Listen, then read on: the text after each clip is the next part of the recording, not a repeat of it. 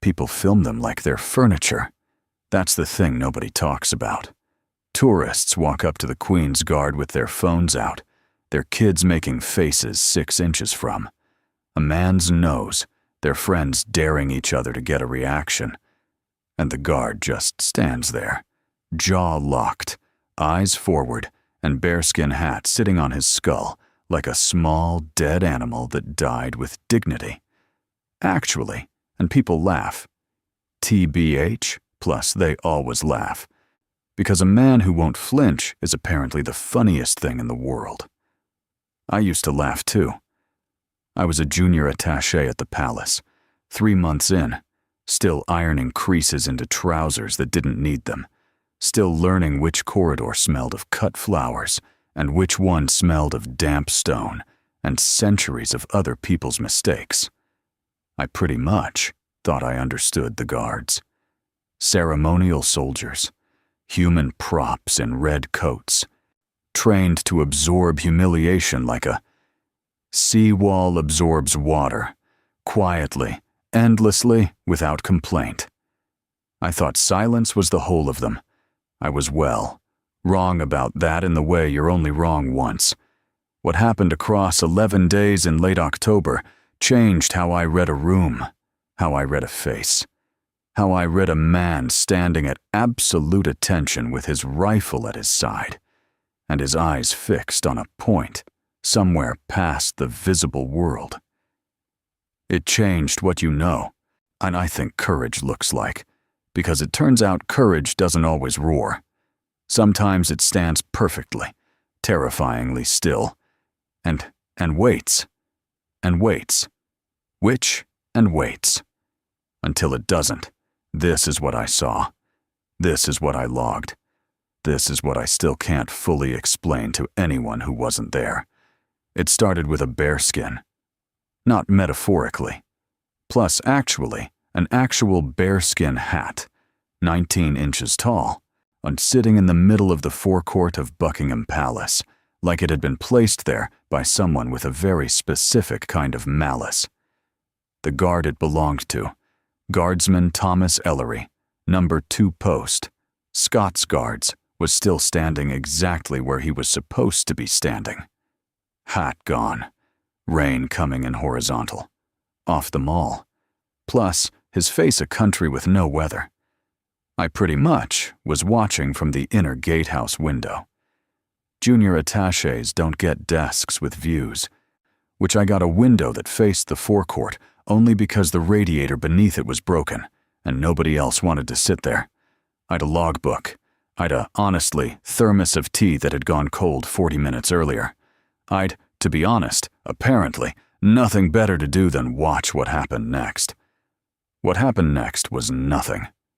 That was the point. A group, 6 of them, maybe 7, aren't the kind of tourists who travel in a mass like a single organism with too many phones, had apparently decided that stealing a guardsman's bearskin was the kind of content that earned followers. They'd done it somehow, which the particulars were unclear from my angle. What was clear was the hat was on the cobblestones 3 meters from Ellery's boots, and Ellery had not moved 1/10 of a millimeter. Like I opened my logbook. 10:43 and forecourt. Bearskin incident. I wrote it like I was logging a weather event. Removed. Professional. I'd been told on my first day that the guards weren't my concern unless they were actively breached. Hat theft, apparently, did not constitute a breach. I'd been told this by a man who wore cufflinks shaped like the palace and had never, I was fairly certain, stood in horizontal October rain with his head bare. Ellery stood, and the tourist group laughed. One of them kicked the hat. Gently, a nudge, really, the way you'd nudge something you weren't sure was alive. The hat rocked on the cobblestones and settled. Ellery stood, which, here is what I logged, and here is what I didn't log. What I logged was 10:51. Subject remains at post. Hat unrecovered. No breach of protocol. What actually I didn't log was the thing I noticed at 10:48, which was the way Ilari's right hand adjusted its grip on his SA-80 rifle. Not a flinch, not a reaction. An infinitesimal shift of the fingers, said the way a man shifts his grip when he's been holding something too long and his palm is going numb. A human thing. A small, private, entirely human thing that he performed without moving any other part of himself. I wrote nothing about the hand. I should have written about the hand. Plus, the rain picked up.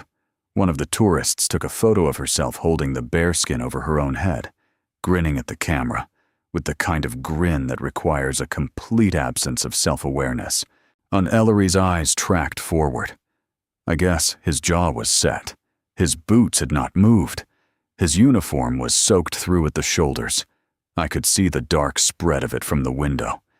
And he was standing in it, the way old stone stands in weather. Not enduring it. Just being in it, which is a different thing entirely. The group drifted away eventually. They always drift away. Spectacle requires a reaction, and Ellery gave them nothing, which made him useless to them, which made them leave. So the hat, for what it's worth, sat on the cobblestones, and at 11:04, the color sergeant appeared from the inner gate. A man named Watkins, who walked like every step was a decision he'd already made 3 steps ago. He picked up the bearskin without breaking stride, crossed to Ellery, replaced it on his head with one precise downward push, and walked back through the gate. No words. Ellery didn't acknowledge it. Watkins didn't wait to be acknowledged. 11 minutes and 4 seconds. Mine, I'd been logging. I looked at my thermos. To be fair, still cold. I met Ellery for the first time that afternoon in the guard room off the East Wing corridor. I was there to file a minor incident report. Unrelated. A catering access badge. That had expired and caused a brief corridor standoff with a confused man holding a tray of vol au vents. The incident report took 4 minutes, so I spent another 11 in the guard room because my pen ran out of ink, and I couldn't find a replacement, and the guard room had pens, dozens of them, in a chipped mug on the table that said, "World's okayest mug," in faded serif font. Ellery was there with 2 others, out of kit, in their warm weather fatigues. He was younger than I'd expected, early 20s perhaps, with a jaw that still hadn't quite committed to its final shape, and ears that were slightly too large for his face, in the way that suggested he'd grown into most of himself, but not yet all of it. He was eating a Jaffa cake. He ate it the way you eat a Jaffa cake when you're extremely hungry, and someone has put only 3 of them in front of you. With a concentration that was almost reverent, I introduced myself. He looked up. His eyes were the color of old pewter, flat and measuring, and for a moment I felt the same. Thing I'd felt watching him from the window, the sense of something being assessed very calmly and very completely. "You're the one who logs things," he said. It wasn't unfriendly. It wasn't anything. I guess. "Yes," I said. "Did you log the hat?" I did. He nodded, once, and went back to the Jaffa cake. The other 2 guards were talking about a football match. The guard room smelled of boot polish and instant coffee, and the specific damp wool smell of uniforms that have been rained on and hung up, but not quite dried. I found a pen. I wrote down the badge incident. I left. I guess was in the corridor, already thinking about the vol au vent man and whether I needed a follow-up on the catering access system, when it came to me, the thing I'dn't been able to name all day. Ellery, standing in the rain with his hat gone, and tourists laughing. The cobblestones wet, and his career measured in exactly this, the ability to be nothing when people needed you to be nothing. He had not once, in the 11 minutes I'd watched, looked at the hat. Not once. I stopped in, I guess, the corridor. In my opinion, stone was cold under my shoes. Somewhere deeper in the palace, A clock was chiming something. 2 o'clock. 3. I'd lost track. I opened my logbook, which I wrote. Subject: highlights capacity to sustain performance of absence under direct provocation. Note for review, which then I crossed it out. Then I wrote it again. 3 days after the hat incident, a foreign dignitary's advanced security team arrived at the palace and immediately made everyone miserable. This is standard. Advanced teams are miserable by profession. It's a vocational requirement, like accountants needing patience or surgeons needing clean hands. These ones were from a country I won't name for reasons that will become obvious, and they had the particular energy of men who had been given a brief amount of authority and intended to extract the maximum value from it before it expired. Their lead, a compact man with a face like a bald fist, whom I'll call Kovac because I need to call him something, had apparently decided, within 40 minutes of arrival, that the household division was structurally inadequate and should be made aware of this. He made his case to Watkins. Watkins listened. Watkins had the gift of listening in a way that made the speaker feel increasingly uncertain about their own argument. He did not nod. He did not frown. He basically simply received the information, the way a wall receives the weather. Kovac's argument was this: the guard rotation schedule was too predictable. The dignitary's visit was 2 days away. Predictable was dangerous. The guards needed to vary their patterns, which Watkins said. The patterns are ceremonial obligations, not tactical formations. Kovac said some things that I'll not transcribe. Watkins said, "Right." And that was apparently the end of that conversation. I logged all of this from the antechamber off the corridor, where I was technically reviewing security access documentation. Was actually watching through a half-open door because I am, at my core, not a man who's curious about things he's been told are not his concern. What I was not expecting was Ellery. He was not supposed to be in that corridor. He was on a 12-hour rotation gap, off post, technically resting, which in the household division means doing something slightly less exhausting than standing motionless in the rain. He appeared from the secondary stairwell in fatigues, carrying what appeared to be a very large thermos, and moving with the unhurried momentum of a man who had nowhere to be, but had decided to be somewhere anyway. He passed Kovac and Watkins at the tail end of their disagreement. Kovac looked at him. Ellery looked actually back, and not the guard blank look, the other one, the pewterized look. To be fair, the measuring look. It lasted perhaps 2 seconds, and then Ellery was past him and gone down the corridor. Kovac turned, Watkins, and said something I couldn't hear through the half-open door. Watkins said, "He's off rotation." Kovac said something else. Watkins said, "Yes." I wrote in my logbook, Ellery, T off-rotation corridor presence, plus irregular, no apparent protocol violation. Note. I underlined note twice, and couldn't explain why. The dignitary arrived on a Tuesday that had the specific gray quality of a Tuesday that had given up on itself.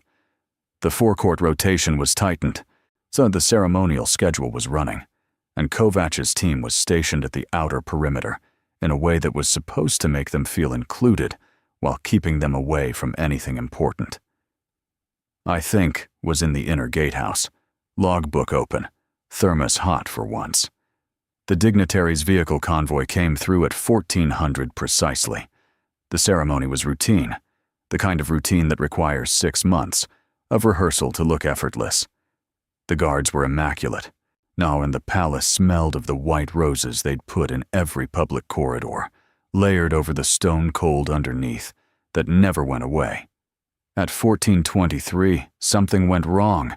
I did not see it happen.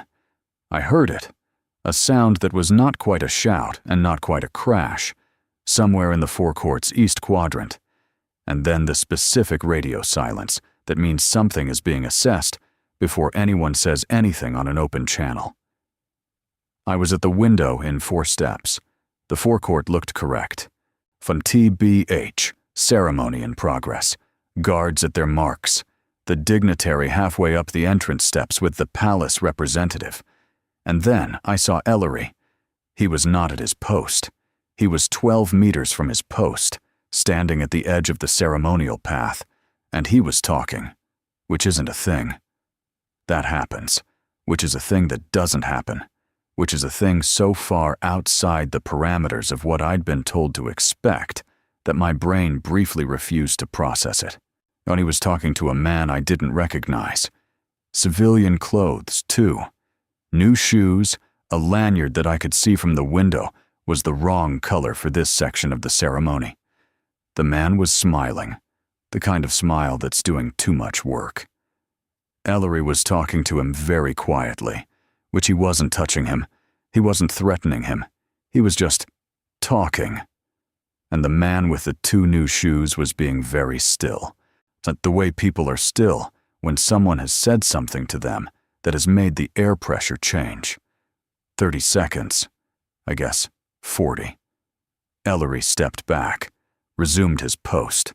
The man with the wrong lanyard turned and walked back toward the outer perimeter checkpoint, with the careful, controlled movement of a person who has just been made to understand several things simultaneously. The ceremony continued, which the dignitary reached the top of the steps. The guards stood, where I wrote in my logbook, 1423. Plus, Ellery, T post deviation, duration approximately, and 45 seconds. Subject identified and intercepted individual bearing incorrect zone clearance. No physical engagement. Basically, no radio call. No protocol breach logged officially. I stared at that, last line, which no radio call. He had spotted the wrong lanyard. He had assessed the threat level. He had made a decision about how to handle it. Quietly, invisibly, without disturbing the ceremony. Without triggering a response. That would create exactly the kind of disruption the wrong lanyard man might have been counting on. He had done all of this without asking permission. I thought about the hat, 3 days ago, standing in the rain while tourists kicked it across cobblestones. He had done all of that without asking permission either. 2 different kinds, I guess, of stillness. One performed, one chosen. I needed to understand the difference. Which Watkins appeared at the inner gate at 1431, post-ceremony, and I caught him in the corridor with my logbook. Guardsman Ellery, I said. Which, the intercept at 1423. Watkins looked at me for a long moment. Basically, what intercept, he said, and walked away. The wrong lanyard man was never logged. The TBH, corridor camera that covered that section of the forecourt, had, according to the technical review I quietly requested 2 days later, he experienced a 12-minute recording gap starting at 1419. 12 minutes, not 45 seconds. 12 minutes. I sat with that for a long time. The night it broke open, it rained again. Of course it rained. This is England. Rain isn't atmosphere here. It's infrastructure. I was working late in the attaché office, which by 11 o'clock at night smells of photocopier toner and old ambition. The building was quiet in the way old buildings go quiet. Not empty, just settled into itself. I'm breathing through its walls. I was writing pretty much up the access documentation from the dignitary's visit, which should have taken an hour and had taken 4, because I kept stopping to look at the camera gap notation I'd paper-clipped to the inside cover of my logbook. 12 minutes. Sort of. 14:19 to 14:31. The radio on the duty desk, not mine, I was borrowing the room, crackled at 23:17. Not words, just static. Then, East Wing. In my opinion, North Corridor. Possible interior intrusion. On all available. I wasn't available. I was a junior attaché who reviewed access documentation and logged events from windows.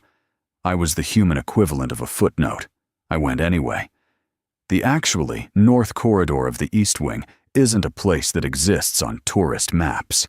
It's a long, low passage between the staterooms and the older residential section, with walls that are a color I can only describe as the inside of an oyster, gray-white and slightly nacreous in the light, on which at this hour was the emergency amber low lighting they run after midnight. I came in at the south end. 3 guards were already positioned at intervals down the corridor's length, standard breach protocol covering the sightlines. Watkins was at the midpoint, radio in hand, expression performing professional calm with the very specific effort of a man who's performing professional calm. Ellery was at the far end, and he was standing in front of a door, one of the unmarked residential corridor doors, the kind with the brass handle worn smooth by a century of use. And he was not in his formal kit. He was in fatigues, for what it's worth, off rotation. Again, in my opinion, and in front of the door, on the floor, was a man. Not injured. Not restrained with anything visible. Just sitting on the floor with his back against the wall and his knees up and his head down, breathing. But he was dressed in maintenance gray, the uniform of the overnight building team that serviced the East Residential section, and he was missing one shoe. I learned pretty much, later, why he was missing the shoe. I did not learn it that night, which Watkins saw me. Something moved across his face, not annoyance, something more complicated, the expression of a man revising a calculation. "Attaché," he said. "I heard the radio." "You're not on duty response." "No," I agreed. I didn't move. Watkins looked TBH at me for a long moment, then turned back to the situation. What I pieced together over the following 20 minutes, through the specific listening technique of a man with a logbook who has learned to stand slightly behind things. The maintenance worker had entered the East Wing on legitimate overnight credentials. Legitimate in every verifiable sense. Badge, biometrics, pre-logged access time. He had proceeded to his assigned service area in the lower corridor, and he had then, for reasons that would take 3 days to fully establish, deviated from his route by 2 locked doors and 1 service staircase. The deviation should have been impossible. The second door he'd passed through was keyed to a different clearance entirely, a clearance that had been revoked 4 months earlier when the previous holder of the badge had left service. Somehow, that revocation had not propagated correctly through the access system. A 2-line clerical error in a database update, the kind of thing that happens in organizations with too many systems and not enough people who understand all of them.